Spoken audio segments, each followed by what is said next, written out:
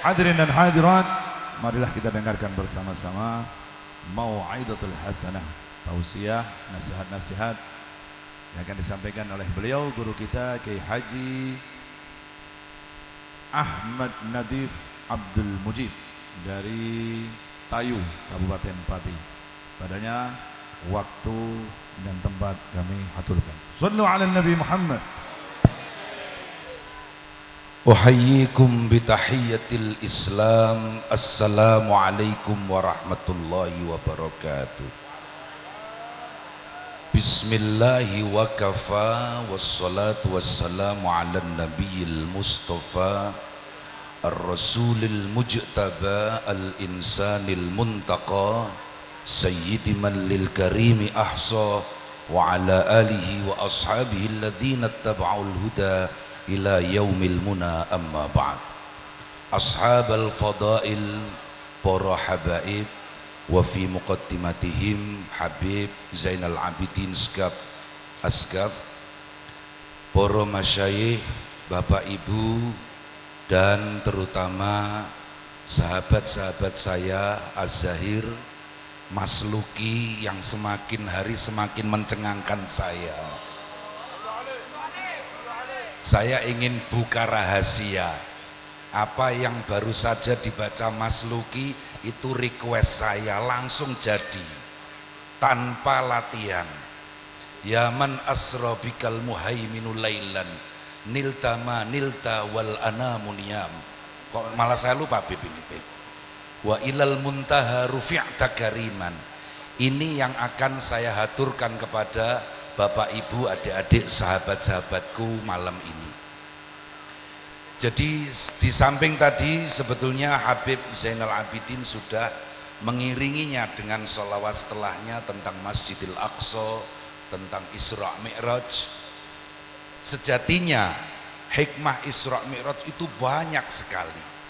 Saya ingin hanya menyampaikan dua hal saja. Yang pertama saya awali dengan suluk yang baru saja dibawakan oleh Az-Zahir secara improvisasi, tanpa latihan, langsung di tempat. Jadi kekaguman saya semakin terasa berat untuk tidak selalu bersama Habib dan Az-Zahir. Berapa hari, berapa minggu Beb kita nggak bertemu? Setengah bulan, sepertinya 10 tahun Beb. Memang berat menanggung rindu denganmu, Beb. Apalagi sekarang pakai kacamata tambah ganteng lagi. Baik, mempersingkat waktu supaya tidak banyak terbuang, saya ingin mengulas apa yang tadi dibacakan oleh sahabat-sahabat Az-Zahir, Mas Luki dan lain sebagainya. Ya man asrobikal muhaiminu lailan nilta ma nilta wal anamu niyam. Wahai orang yang telah diisrakan oleh Al-Muhaimin pada waktu malam, engkau wahai Rasulullah sallallahu alaihi wasallam telah mendapatkan segala hal yang engkau dapatkan pada saat manusia tidur. Wa ilal muntaha rufi'ta kariman. Satu-satunya makhluk Allah yang hanya bisa mencapai sidratil muntaha Rasulullah sallallahu alaihi wasallam. Wa ilal muntaha rufi'ta kariman wa taqaddam talis salati fa shalla kullu man fis samai wa antal imam. Kita tahu ketika baginda Rasul Mi'raj, beliau di Baitul Izzah menjadi imam salat seluruh nabi dan utusan, bahkan seluruh malaikat. Dan seperti yang kita ketahui bersama, summa tadana fatadalla fakana qaba qausaini au adna. Bahwa Rasul berada pada suatu tempat di mana malaikat Jibril pun tidak bisa. Malaikat Jibril meminta izin ketika semenjak Isra dari Masjidil Haram ilal Masjidil Aqsa, kemudian menemani Rasul hingga sebelum Sidratil Muntaha. Rasul merasa ketakutan, bukan apa-apa, karena ini tempat yang hanya beliaulah yang mampu mencapainya. Kemudian Nabi berkata kepada Jibril, wahai Jibril, temani aku sampai akhir perjalanan. malaikat Jibril, disinilah batasku wahai Rasulullah, aku tidak mungkin lagi bersamamu, silahkan engkau sampai kepada Sidratil Muntaha. Artinya apa adik-adik, sahabat-sahabat? Ini adalah al-maqam yang luar biasa. Nabi Mi'raj, Nabi langsung summadana fatadalla fakana qaba qausaini au adna. Saya sampai tidak mau menerjemahkan keindahan bahasa Al-Quran. Kalau sekedar dibaca terjemahan artinya akan hambar. Pokoknya kita waduh, tidak bisa dibayangkan, Bib. Tidak bisa dibayangkan. Rasul berada pada suatu tempat yang sudahlah. Yang penting di sini, sebegitu istimewanya Rasul dalam perjalanan Mi'raj, sebegitu tingginya derajat Rasul dalam perjalanan Isra Mi'raj, sebegitu enaknya baginda Rasul ketika melakukan Isra Mi'raj. Pertanyaannya, mengapa baginda Rasul masih rela kembali ke bumi yang kotor fana ini? Al-Maqam Al-Mahmud, posisi yang terpuji yang diraih baginda Rasul ketika Isra Mi'raj, makhluk manapun tidak bisa meraihnya. Dan sebenarnya kalau baginda Nabi menginginkan, baginda Nabi bisa tetap di sana. Baginda Nabi tetap di sana, tidak perlu kembali ke bumi yang fana ini. Tapi sekali lagi, mengapa?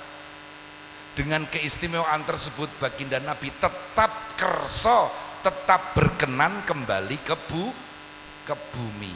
Jawabannya hanya satu, itulah baginda panutan kita yang selalu ingin membimbing hamba-hambanya, umat-umatnya, yang selalu tidak pernah bersifat egois, yang selalu tidak pernah mementingkan diri sendiri, tetapi Rasulullah Shallallahu Alaihi Wasallam rela kembali ke bumi untuk menuntun kita beribadah, melaksanakan hal-hal yang dituntut oleh Allah Subhanahu Wa Taala.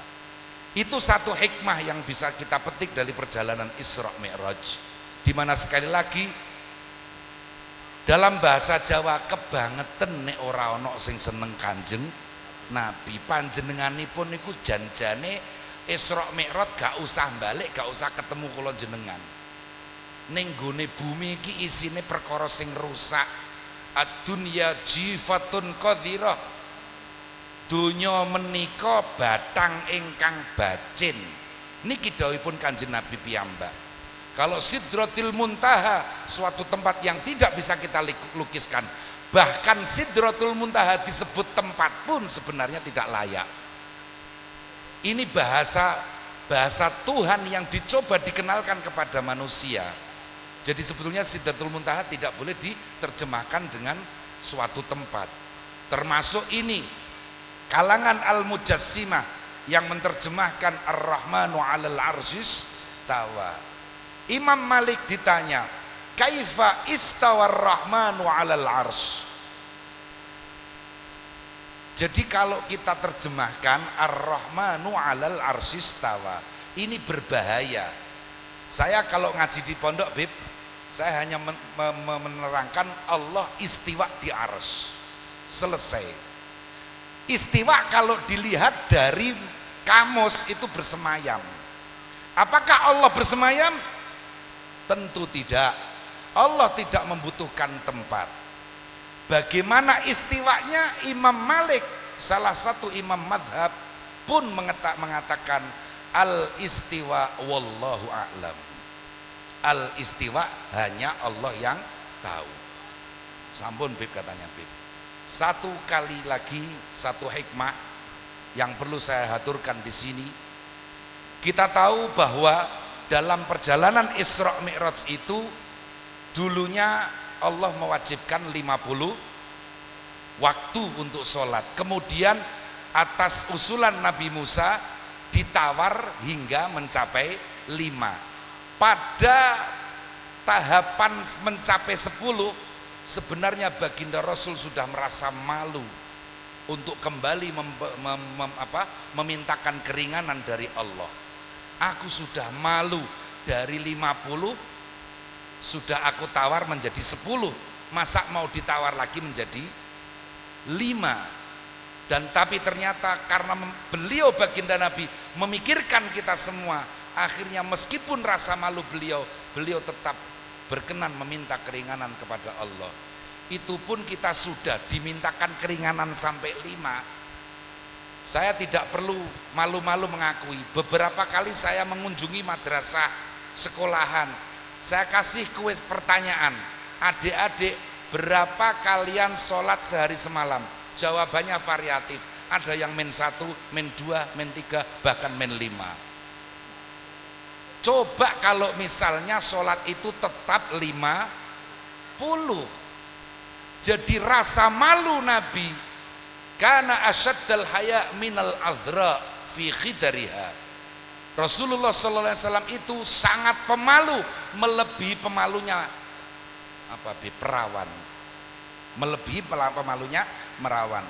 Rasa malu yang luar biasa ini tetapi kemudian hanya karena mempertimbangkan rahmatan lil ummah, Nabi tetap memintakan keringanan kita. Yang perlu digarisbawahi, sekarang ini rasa malu semakin hari semakin menipis. Orang korupsi karena tidak punya rasa malu, orang pacaran juga karena tidak punya rasa malu, orang lanang karo wadon manggon sepi-sepi padha senggal-senggal kaya. Ini semuanya karena rasa malu yang semakin menipis. Sekali lagi itulah yang bisa saya haturkan malam ini, 2 hikmah dari Isra Mi'raj. Lanjut Bib, siap. Hanya memenuhi dawuh Habib saya lanjutkan. Terus kaitannya dengan tema kita malam hari ini tentang cinta NKRI. Berulang kali di media sosial banyak dai-dai yang tidak bertanggung jawab berkata cinta NKRI itu tidak ada dalilnya. Katanya cinta NKRI tidak ada dalilnya. Saya sudah bikin video 2 menit judulnya cinta NKRI ada dalilnya Mas Bro. Dalilnya singkat, Rasulullah sallallahu alaihi wasallam ketika diperintahkan hijrah dari kota Mekah ke kota Madinah, beliau hendak meninggalkan kota Mekah, kemudian beliau mengangkatkan tangan, kedua tangan ke atas, kemudian sembari beliau berdoa, Allahumma innaka akhrajtani min ahabbil biladi ilayya fa askinni ahabbal biladi ilaika. Ya Allah, engkau memerintahkan aku untuk keluar dari negeri yang aku cintai. Mari kita garis bawahi doa Rasul. Rasul berdoa, ya Allah, engkau perintahkan aku keluar dari negeri yang aku cintai, maka tempatkanlah aku di negeri yang engkau cintai. Rasul tidak mungkin berdoa yang isi doanya sesuatu yang tidak layak. Bahwa Rasul menyatakan negeri yang aku cintai, berarti Rasul mencintai negerinya. Bahwa cinta negeri adalah sesuatu yang sangat layak. Jika tidak layak, Rasul tidak mungkin menyertakannya di dalam doanya. Bahwa cinta negeri disertakan Rasul dalam doanya, maka itu adalah sesuatu yang baik. Itu satu. Yang kedua, setiap kali para sahabat hendak bepergian, selalu para sahabat pamit kepada baginda Rasulullah sallallahu alaihi wasallam. Satu pesan yang tidak pernah baginda Rasul lupakan kepada para sahabat yang pamit pergi adalah, wahai sahabatku, pergilah dengan keselamatan Allah, dan jika urusanmu di tempat lain sudah selesai, segeralah kembali ke negerimu. Pesan Rasulullah kepada seluruh sahabatnya ketika para sahabat pamit hendak bepergian. Satu pesan yang tidak pernah beliau lupakan, wahai sahabatku, ketika engkau telah menyelesaikan urusanmu di negeri sana, segeralah kembali ke negerimu. Terus yang ketiga, baginda Rasulullah Sallallahu Alaihi Wasallam setiap kali datang dari bepergian, beliau mulai melihat batas luar kota Madinah, maka beliau bergegas seolah-olah hendak menyongsong sang kekasih. Imam An-Nawawi dan Syurahul Hadis, para pensarah hadis, menyatakan hal itu merupakan bukti bahwa baginda Rasulullah Sallallahu Alaihi Wasallam juga mencintai negerinya. Artinya kesimpulannya, kalau Nabi saja cinta negeri, masa kamu tidak, bro? Terus panutanmu siapa lagi kalau bukan Rasulullah Sallallahu Alaihi Wasallam? Yang harus kita teriakkan NKRI, itu tidak boleh kita lupakan, harus kita tanamkan di dalam jiwa kita. Satu hal yang ingin saya sampaikan, beberapa waktu lalu di medsos, tapi yang berbahasa Londo, medsos berbahasa Inggris, saya temukan sebuah foto anak kecil berusia sekitar 5 atau 6 tahun, lelaki, ditemukan petugas UNHCR, paham? Badan Pengungsi PBB, alah yoyo, ditemukan di gurun Sahara, perbatasan antara Yordania dan Suriah. Si bocah kecil tadi menenteng tas kresek, kalau orang Kudus, orang Pati mengatakan. Tas kresek itu isinya apa? Isinya adalah pakaian ibunya dan kakak wanitanya. Sedangkan dia sendiri tidak sempat membawa pakaian. Ketika ditanya mana ibumu, mana kakakmu, dia bilang mereka sudah mati. Itulah yang diderita oleh saudara-saudara kita di Suriah sana. Suriah sebenarnya, kalau saya boleh menggambarkan, saya 16 tahun di dekat Suriah, jadi ya dikit-dikit lebih pahamlah ketimbang dai medsos yang hanya baca hoax. Saya 16 tahun hidup di sebelah Suriah. Saya tahu Suriah waktu itu sebelum pecah geger persis seperti Indonesia, rukun, adem ayem, perbedaan mazhab biasa. Kita pun alhamdulillah biasa. Tapi lama-lama lewat medsos kita diprovokasi supaya perbedaan itu kembali menghangat. Hanya masalah terawih 8 dan 20, orang pakai lempar-lemparan kursi. Kok enggak diurus soal itu terawih atau enggak? Kunut atau tidak kunut masih membuat otot kita bersih tegang. Lah ya kok ora diurusi, iku do subuhan tah ora. Perbedaan seperti itu kita tinggalkan. Negara kita ini sedang diincar oleh semua pihak supaya kacau seperti mereka. Sekali lagi, hanya Indonesia satu-satunya negeri berpenduduk muslimin mayoritas yang masih aman tentram. Suriah seperti saya katakan terdiri dari berbagai paham. Ada, oke, saya sebut Ahlus Sunnah wal Jamaah, Sunni, ada Syiah. Mereka hidup berdampingan beratus-ratus tahun, tidak pernah ada masalah.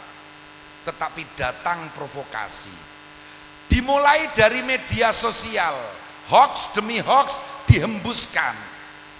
Kemudian memang ada 1-2 pertikaian antara A dan B, pertikaian pribadi. Tetapi kemudian dianggap sebagai pertikaian golongan. Jadi jangan sampai adik-adik, terutama kaum muda, sekali lagi pelajarilah Suriah. Kalau sudah negeri seperti Suriah, kapan kita bisa aman?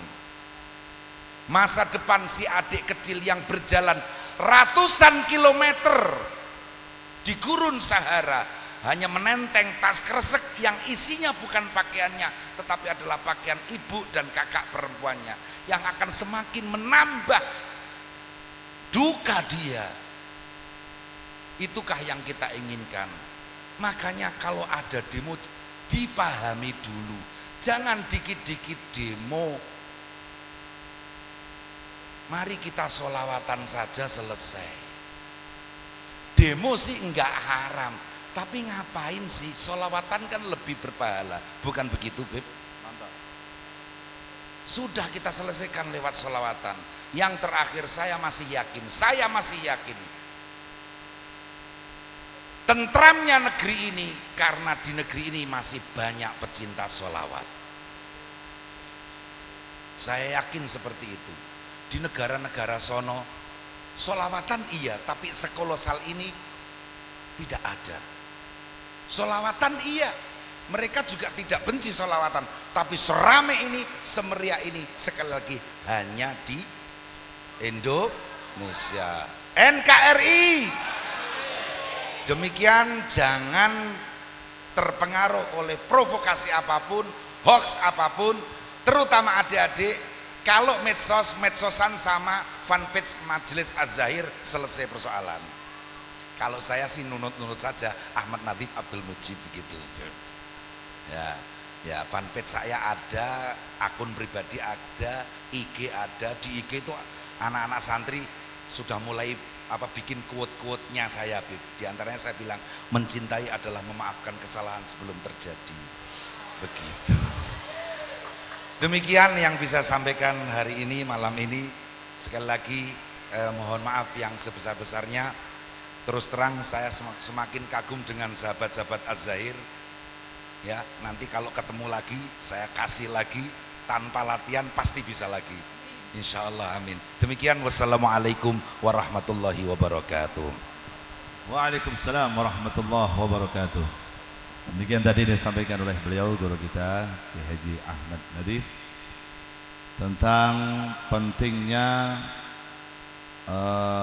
menjaga persatuan dan kesatuan, khususnya untuk menjaga kesatuan negara Republik Indonesia.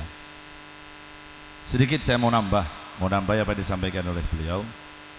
Ini kan lagi banyak fenomena anak-anak muda yang susah dikasih tahu sama orang tua. Zaman sekarang banyak ini. Karena saya setiap perjalanan mau menghadiri majelis seperti ini, pasti di jalan-jalan tuh bertemu dengan anak-anak yang broken home. Mereka menganggap kalau nggak ikut aturan orang tuanya, bikin aturan sendiri, mereka merasa hidupnya lebih nikmat. Mereka merasa hidupnya lebih bahagia ketimbang ikut aturan orang tua. Akhirnya mereka membuat aturan sendiri dengan kawan-kawannya. Ya itulah, nggak pakai sholat, nggak pakai puasa, bahkan mereka kumpul kebo. Menurut mereka halal, nggak pakai nikah halal buat mereka. Jadi hidupnya sudah nggak karu-karuan.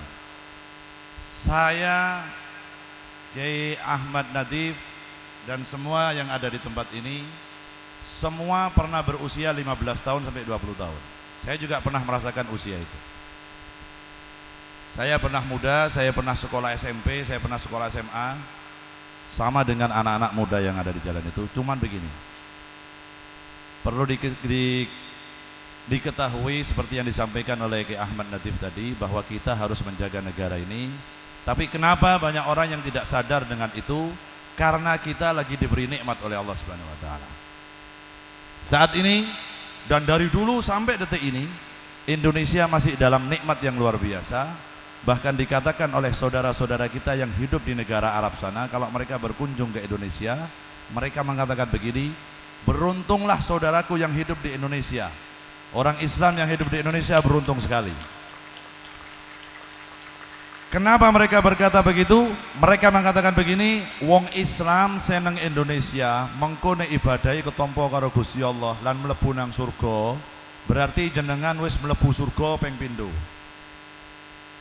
Tuh orang luar sana mengatakan, kalau kita ini menjalankan apa yang diperintahkan Nabi dan nanti dimasukkan ke dalam surga, berarti kita dapat jatah surga 2 kali. Yang pertama, surga kita saat ini. Ini hidup di Indonesia, menurut orang luar Indonesia, orang Indonesia berada di dalam surganya dunia. Itu orang Indonesia. Tapi kenapa kita yang hidup di Indonesia kok kakek mengeluh? Dungone tidak pernah, saya yakin jenengan kalian kula ora tahu njaluk ki donga negara Indonesia aman, ora tahu. Ora tahu. Bar salat pasti ya Allah sugih. Ya Allah sugih. Ya Allah sugih. Fortuner ya Allah, Fortuner. Nggih. Enggak ada dari kita. Oh cumane dongake negarane, dongake wong tuwa lorone bae jarang. Kita enggak bakal kita ingat. Assalamualaikum warahmatullahi wabarakatuh. Terus ya Allah, mudah-mudahan orang tua saya beri kesehatan panjang umur ya Allah. Orang tua saya meninggal diberikan husnul khotimah. Enggak ada. Tungone wong saiki nek sing menom, ya Allah, sing ngayu ya Allah. Pokoknya sing ngayu ya Allah. Ora urusan anake sapa, sing penting sing ayu ya Allah. Mangane dungane ora digobul karo Gusti Allah. Makanya banyak jomblo-jomblo yang abadi itu. Apa? Jones. Jomblo ngenes. Makanya wong lanang-lanang akeh sing sampai tuwa ora nikah-nikah, dungane kuwi kedhuwuren. Sing ayu ya Allah, sing sugih, sing solehah. Lah sing solehah juga ngono dungane, ya Allah sing ganteng, sing sugih, sing soleh, ya ora ketemu dongamu. Ente pikir yang cantik-cantik tuh mau sama yang ngenes-ngenes. Sing ayu juga dungane ngono, ya Allah berilah saya jodoh yang ganteng kaya Abidin. Aja mutah-mutah ngono, mutah-mutah. Coba kresek kabeh lah. Sing sugih, sing alim, sing soleh, dungane njaluk kaya ngono. Kaboten dongamu. Gusti malaikat ki bingung, ki jodoh ki ora bener. Iki ana sing ganteng tapi tukang nyolong, ora bisa. Lho dongamu sing ganteng, sing sugih, sing soleh, sing alim, abot. Ana sing ganteng tukang korupsi, ora cocok karo dongamu, ora cocok. Ana ganteng, sugih, goblok. Ora cocok maneh karo dungane. Mangane nek donga aja dhuwur-dhuwur. Dungane ya Allah, pokoke menurut sing panjenengan sae. Jodoh kula sing saged mendekatkan saya kepada dirimu, ngono wae lah. Perkara elek urusan nasib. Ngono wae. Nek nasib entuk sing ganteng-ganteng, nek nasib entuk sing ayu-ayu, aja kuwatir. Gusti Allah boten sari. Saya mau nambahin sedikit, kenapa kita harus selalu mendoakan, karena ini juga amanat dari beliau Habib Lutfi bin Yahya, bahwa kita setiap hari harus mendoakan kedua orang tua kita, mendoakan guru kita, dan jangan lupa doakan selalu negara Republik Indonesia agar selalu dijaga oleh Allah Subhanahu wa taala, dijauhkan dari perpecahan, dijauhkan dari permusuhan, dijauhkan dari kehancuran Indonesia. Yang terakhir, kenapa orang luar tadi mengatakan Indonesia adalah surga dunia? Jenengan nggak pernah merasa kita hidup di surga. Ada pepatah yang mengatakan, kalau Anda ingin tahu nikmatnya hidup di dalam istana, coba sekali-kali hidup di luar istana. Ngerti ya? Ya aku yakin gue udah ngerti gue. Angel-angel. Kutune bahasa Jawa. Nek jenengan, aku sing angel ngomongnya. Kalau kita ingin tahu nikmatnya hidup di dalam istana, maka sekali-kali cobalah hidup di luar istana. Maka Anda akan tahu bagaimana nikmatnya hidup di dalam istana. Begitu juga orang Indonesia. Kita dari lahir kecil, lahir di Indonesia. Apapun kita makan mangga, bijinya mangga kita habis makan kita buang, kena hujan tumbuh jadi pohon mangga.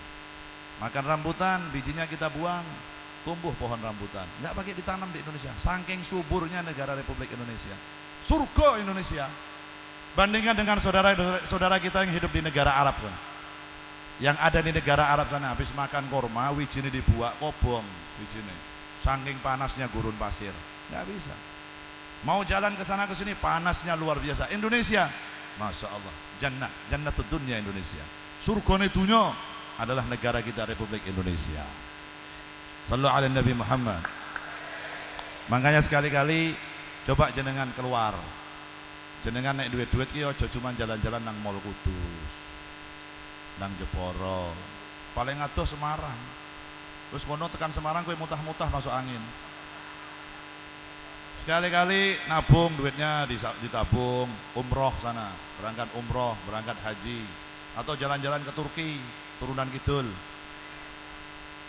Jalan-jalan ke luar negeri, begitu jenengan sudah di luar negeri, jenengan bandingkan gaya kehidupan orang di luar Indonesia dengan orang Indonesia. Kaya apa rasane? Nangis sampean. Kalau ke luar negeri, yakin nangis, pingin mulih nang Indonesia maneh. Kenapa? Enggak ada tepo seliro seperti wong Jawa. Orang ana tepo seliro kaya wong Indonesia ndak ada. Di sini jam berapapun jenengan keluar ketemu tanggane takoke, "Dik, arep nang ndi?" Ki wis bengi, aja lunga-lunga, bahaya, dinterke karo tanggane. Ndak nang kono. Nafsi-nafsi. Nang dunia nafsi-nafsi. Di Indonesia ini surga. Oleh karena itu ayo kita jaga Indonesia ini, dan pemuda dan pemudi jenengan jangan bangga dengan kesehatan jenengan saat ini. Ojo terus merasa aku sehat, aku nom, ojo. Enggak ada. Masa depan Indonesia tergantung panjenengan semua. Dan ini adalah satu doa dari Habib Lutfi, dan ini sering kalau Habib Lutfi ceramah di mana-mana beliau mengatakan apa? Saya bangga dengan pemuda-pemudi Indonesia saat ini. Kenapa? Setiap peringatan Maulidin Nabi yang datang mayoritas adalah pemuda dan pemudi Islam. Dan insya Allah beliau mengatakan, beliau optimis kalau anak-anak muda Indonesia setiap hari seperti ini, setiap hari selalu bersolawat, mengikuti para habaib, mengikuti para kiai min ahlus sunnah wal jamaah, derek Kanjeng Nabi seperti ini, beliau mengatakan optimis 20 tahun yang akan datang Indonesia akan merajai dunia dengan gayanya Kanjeng Nabi Muhammad sallallahu alaihi wasallam. Allahumma amin ya rabbal alamin. Nek ingin hilangkan korupsi, perbanyak solawat seperti ini. Kalau ingin menghilangkan maksiat, sing sregep maos solawat kados dalu niki, insyaallah korupsi hilang dari Indonesia, kemaksiatan hilang dari Indonesia, dan insyaallah Indonesia akan diberikan pemimpin yang amanah, yang soleh, yang mencintai Nabi Muhammad sallallahu alaihi wasallam. Allahumma amin ya rabbal alamin. Pemimpinnya kaya kayak Ahmad Natif ngene kabeh. Wonge pinter, ganteng. Tapi bojone siji. Bojone siji, tapi belum bisa dikatakan kiai. Masih dipanggilnya Gus. Kalau istrinya sudah 2 baru namanya kiai. Podo kayak aku. Saya belum bisa dikatakan ustad, belum bisa. Masih dikatakan iya bitin. Bojone siji.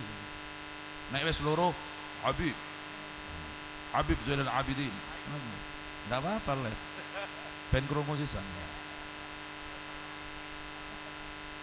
Shallu ala Nabi Muhammad. Ini dilanjut lagi.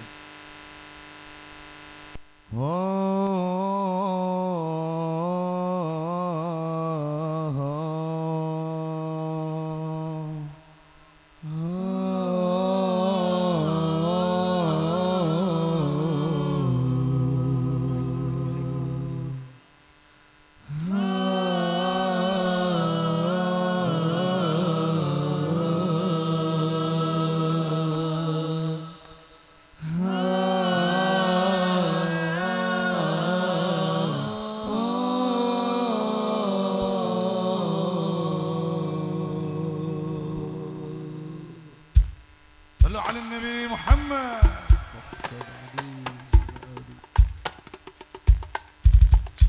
Ya hayatir ruh, ya syafi'il mana, aghith fatan majruha min harril ladha.